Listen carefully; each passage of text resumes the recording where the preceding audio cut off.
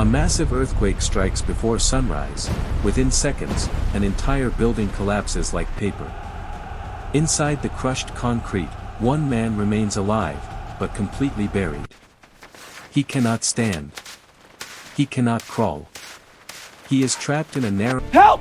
I'm trapped! I can't move, please get me out! Silence. For 9 full days, he survives in total darkness, without food. Over here! I think I hear something! Careful, watch for shifting! Keep digging, we need more light! 1, 2, 3, Every to the hour, 10, go! the space could collapse further. Above him, rescuers search through mountains of debris, unaware he is still alive, until faint sounds finally reveal the impossible. A man, sealed under tons of concrete, still. In the early hours before sunrise, cities often feel briefly suspended between days. Streetlights remain on, casting pale pools of color onto empty roads.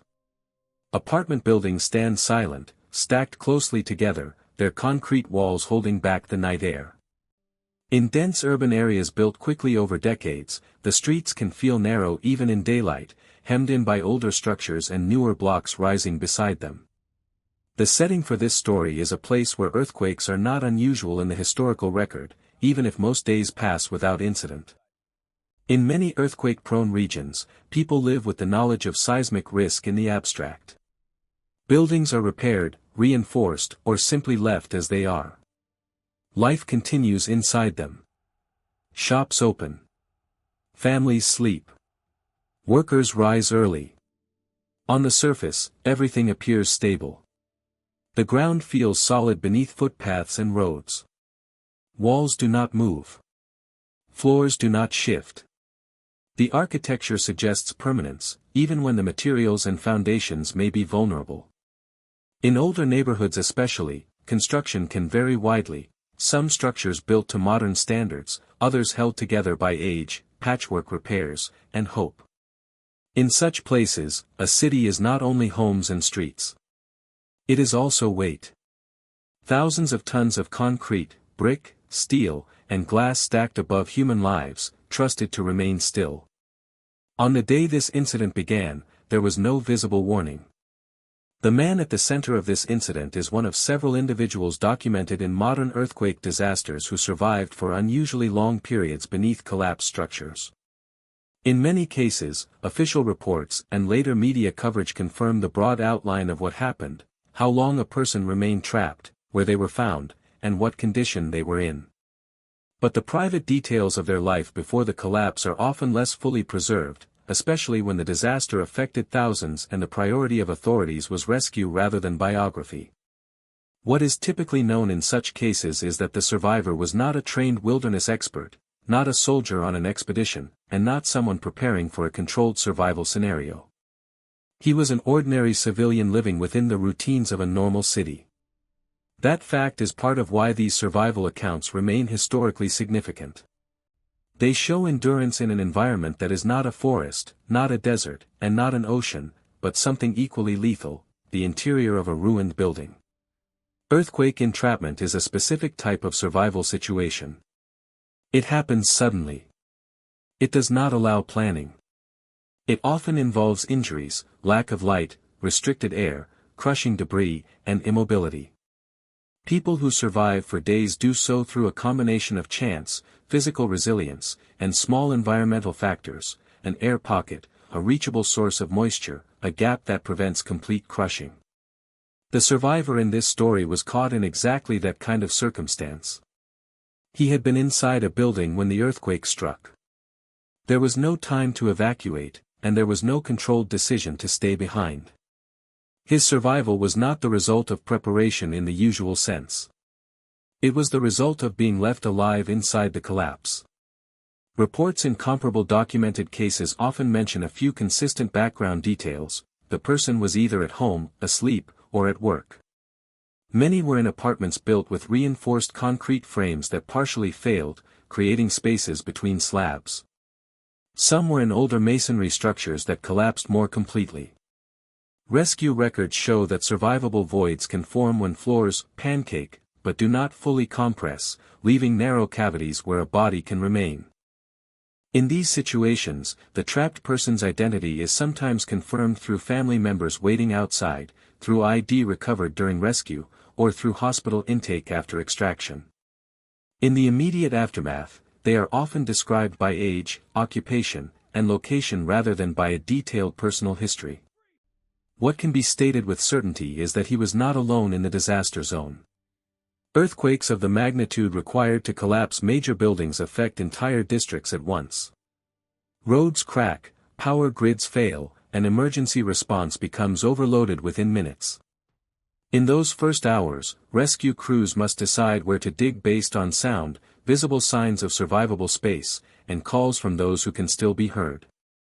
For the trapped individual, those early hours are critical. Many people die quickly from crushing injuries, internal bleeding, or suffocation. Those who remain alive face a different threat: dehydration, infection, hypothermia, and slow organ failure. A person surviving beyond the first 2 or 3 days becomes rare, not because the will to live disappears, but because the human body has strict limits in darkness and confinement. In the case described by the title, Surviving 9 Days Under Rubble, the timeline itself indicates a rare survival window. It suggests that he had at least minimal access to air, and likely some form of moisture. It also implies that rescue operations continued long enough to reach him, despite the overwhelming number of collapsed structures and casualties around them. This was not survival against nature in the traditional sense. It was survival against weight, time, and the slow failure of the body inside a sealed space. And before the collapse, it was only an ordinary day. The earthquake that led to this type of entrapment follows a familiar pattern seen across many major seismic disasters. The ground begins to move without warning. At first, it can feel like a vibration, something distant, like heavy machinery. Then the motion intensifies into rolling waves, sharp jolts, or violent lateral shaking. Within seconds, objects fall. Windows shatter. Walls crack along stress points that were invisible the day before. In strong earthquakes, the destruction is rarely uniform. Some buildings remain standing with minor damage. Others partially collapse. And some fail completely, depending on construction quality, soil conditions, and structural design. In dense neighborhoods, a single building falling can damage adjacent structures, creating chain collapses that trap entire clusters of people. For those inside a collapsing structure, the experience is immediate and disorienting. Floors can drop. Staircases can break away. The sound is often described in accounts as a roar, concrete breaking, steel bending, glass exploding. In many documented earthquake collapses, survivors later reported that the event lasted less than a minute, but felt longer because of the intensity of noise and motion. At the moment the building failed, the survivor's world narrowed abruptly. The collapse did not leave him in an open ruin where he could crawl out. It buried him. When buildings pancake, floors can stack on top of each other. In other cases, walls fall inward and roofs collapse downward. In either situation, people may be pinned beneath beams or slabs. Some die instantly. Others survive only because the debris forms an irregular space around them, an accidental pocket of air. The man in this story was trapped in such a cavity. His body remained intact enough to stay alive, but he could not move freely. The debris around him prevented escape. Darkness would have been immediate, because electricity typically fails during major quakes, and dust fills the air, blocking what little light might enter. Outside, the city was already shifting into emergency mode. Sirens began. People ran into streets. Buildings continued to settle, sometimes collapsing further during aftershocks. In many earthquakes, the aftershocks are not minor. They can bring down structures that were already damaged, making rescue work dangerous and forcing crews to pull back repeatedly. This was the point of no return. There was no way for him to reach the surface on his own. The space he occupied was not designed to hold life. It was simply what remained after failure. Above him, tons of concrete and broken structure pressed down into a new shape. And the clock began. Once trapped beneath the rubble, survival becomes a matter of endurance and circumstance. Earthquake entrapments differ from other survival scenarios because there is no wilderness, no visible resources, and often no direct access to food or water. What remains are narrow voids, irregular spaces formed by collapsed floors and walls, and the unpredictable circulation of air through cracks in concrete. In documented cases of prolonged entrapment, survival is often possible only when a space allows air to flow. Small cracks or gaps in the debris may bring oxygen, though dust and particulate matter reduce quality. The man in this story remained in such a space. The void was not spacious, he could not stand or move freely. Instead, he was confined to a position that reduced his mobility and limited his ability to adjust posture. This restriction also meant that conserving energy was essential. Each movement carried risk, of dislodging debris, injuring himself further, or exhausting vital reserves. The first hours under rubble are critical. In many survivors, minor injuries such as cuts, bruises, or broken bones can worsen without treatment. Reports confirm that trapped individuals often experience swelling in extremities, joint strain, and even muscle cramps from prolonged immobility. Pain may be present continuously, but managing it is secondary to survival. Conscious control over breathing and small movements becomes vital. Water is the primary limiting factor. Human physiology allows for several days without food, but dehydration can be fatal within a similar time frame, depending on temperature, humidity, and exertion. Historical records indicate that survivors often find small sources of water by accident, leaks from broken pipes, condensation on surfaces, or rainwater that infiltrates the structure. The survivor in this incident likely had access to minimal moisture. Any liquid, even in drops, can make the difference between life and death. Food is rarely accessible in rubble. Most cases of extreme entrapment document survivors enduring long periods without calories. The human body, when immobile and conserving energy, reduces metabolic demand, allowing survival beyond normal expectations. In some situations, oral hygiene and careful avoidance of contaminants become a concern. Ingestion of unsafe material can be fatal. There is no indication in this account of improvised consumption of non-food substances, suggesting the survivor relied entirely on pre-existing bodily reserves. Mental discipline plays an equally important role. Time perception under complete darkness often becomes distorted. Hours and days may blur together. Documented accounts show that survivors focus on small routines to maintain orientation, controlling breathing, moving fingers or toes to avoid stiffness, listening for sounds from above, or estimating elapsed time by counting or rhythm. The survivor likely maintained awareness of external activity by sound, faint voices, distant sirens, and the subtle vibrations of machinery. Each signal indicated ongoing rescue efforts, reinforcing the possibility of survival and providing a framework to segment the experience into manageable periods. Light is almost entirely absent, but it does not erase awareness. Dust can cling to skin, hair, and eyes, reducing comfort and potentially causing infection. Temperature varies depending on environmental conditions and insulation from debris. A concrete void may trap heat or remain cool, but in either case, prolonged contact with surfaces may lead to pressure sores or hypothermia. Minimal movement helps mitigate these risks, and survivors often use the debris around them as a form of insulation, turning their bodies or covering themselves with softer materials when possible. Noise from above plays a dual role. In some accounts, it is alarming, rocks shifting, rescue crews hammering, aftershocks creating vibrations. In others, it provides reassurance. Sounds of movement indicate that outside efforts continue, giving survivors a reason to remain still, conserve strength, and avoid actions that might worsen their situation.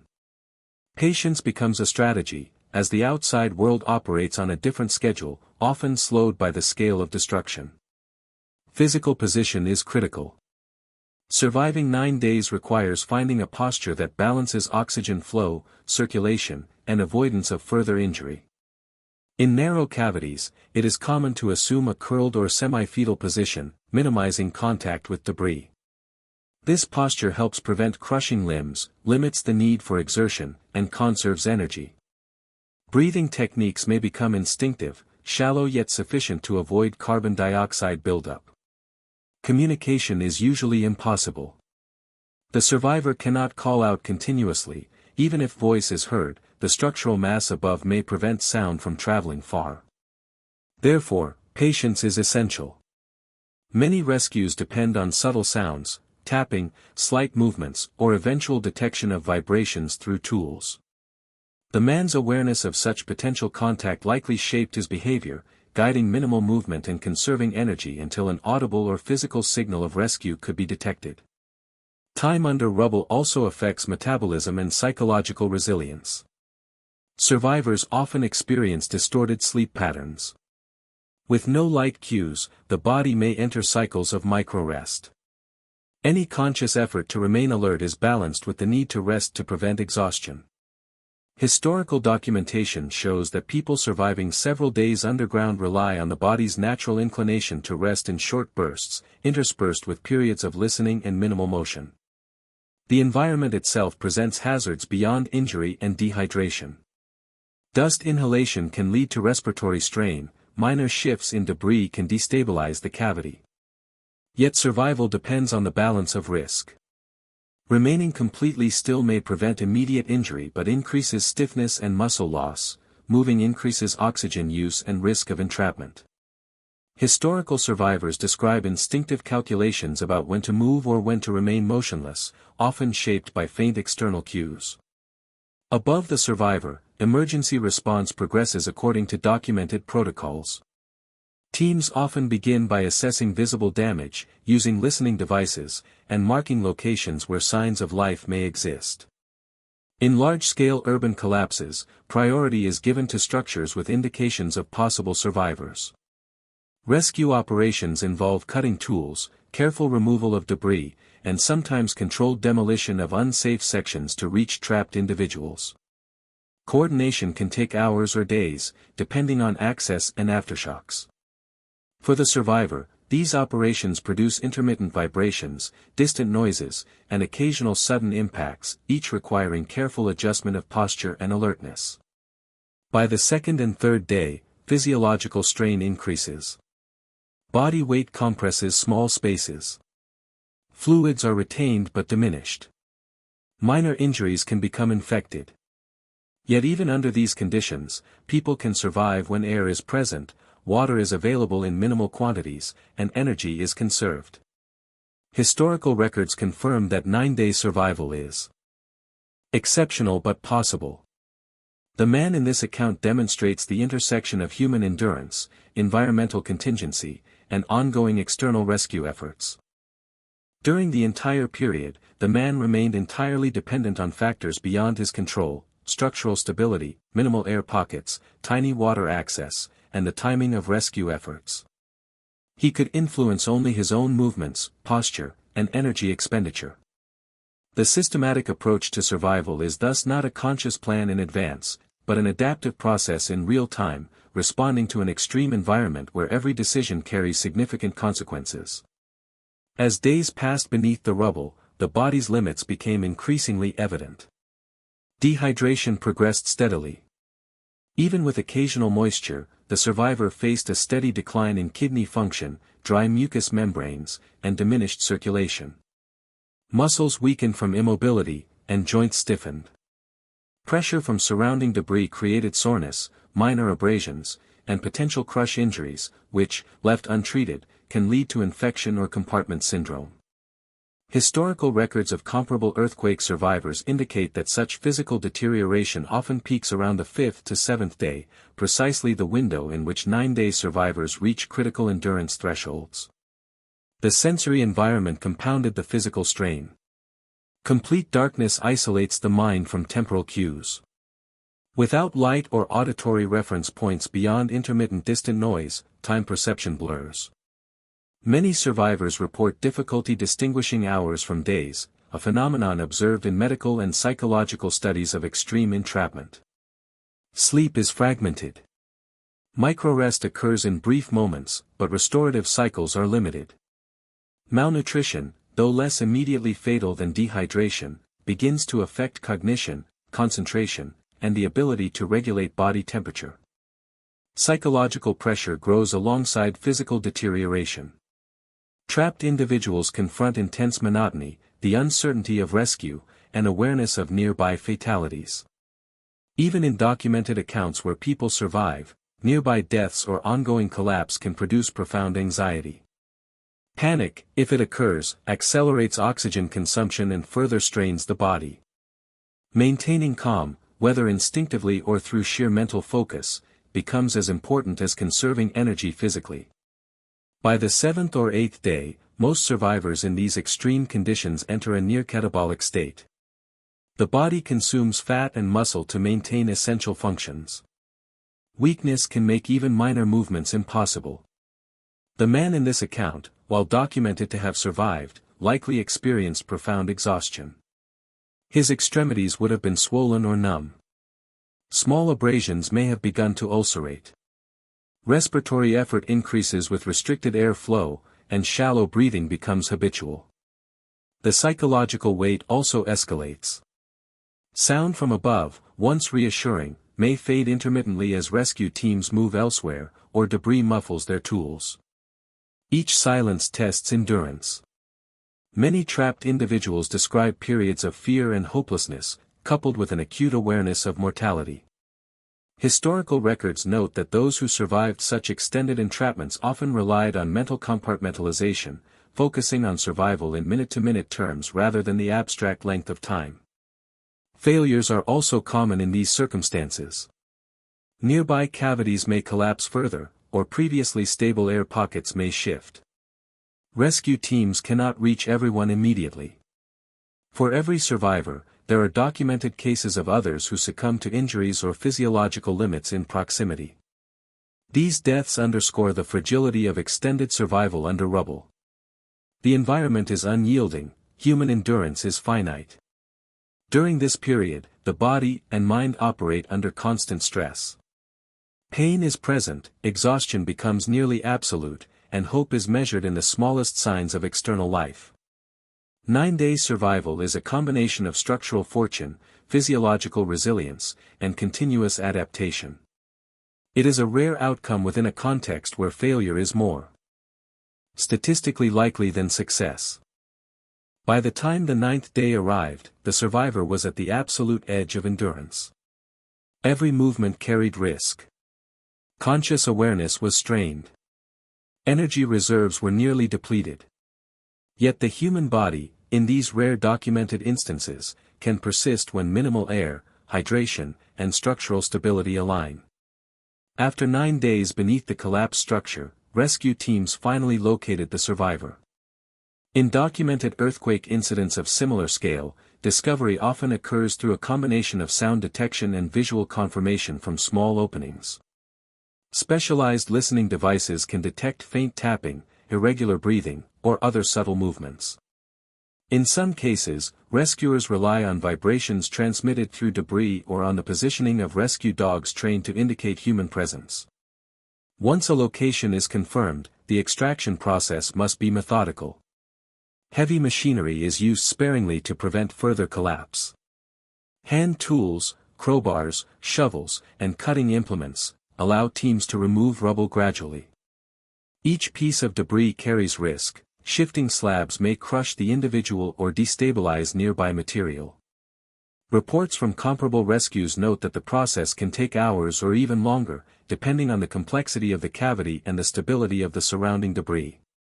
The survivor is moved carefully, often on a stretcher or secured platform. Medical personnel attend immediately upon extraction, evaluating hydration, circulation, and injury. In cases documented over multiple earthquakes, common conditions include severe dehydration, muscle atrophy, bruising, minor fractures, and abrasions. Immediate treatment focuses on stabilizing vital signs, replenishing fluids, and monitoring for shock. The survivor emerges from the debris quiet and weak, without celebration or outward expression. The focus remains medical and logistical, safely transporting the individual to a hospital and ensuring that rescue crews can continue searching for others. Structural engineers often assess the remaining site for stability, as aftershocks or secondary collapses may still occur. There is no dramatic relief in these accounts, only the conclusion of entrapment. The individual is alive, but survival is measured clinically rather than emotionally.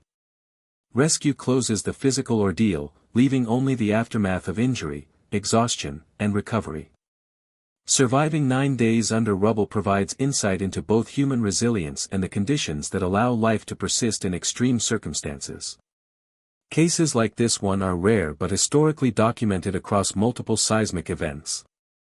They reveal how small structural factors, a void created by collapsed slabs, minimal air circulation, or access to trace moisture, can determine survival when everything else seems impossible. Beyond the individual, these incidents inform emergency response protocols, construction standards, and public awareness about disaster preparedness. They highlight the importance of rapid, careful rescue operations and the role of human patience, discipline, and adaptability when conventional survival strategies are unavailable. Ultimately, the story ends quietly. The survivor emerges into a world largely unchanged above the destruction. The debris remains. The city continues. Time and attention shift elsewhere. Yet the endurance within that confined space stands as a testament to the fragile persistence of life, observed with neither dramatization nor embellishment, simply the recorded intersection of human physiology, environment, and circumstance.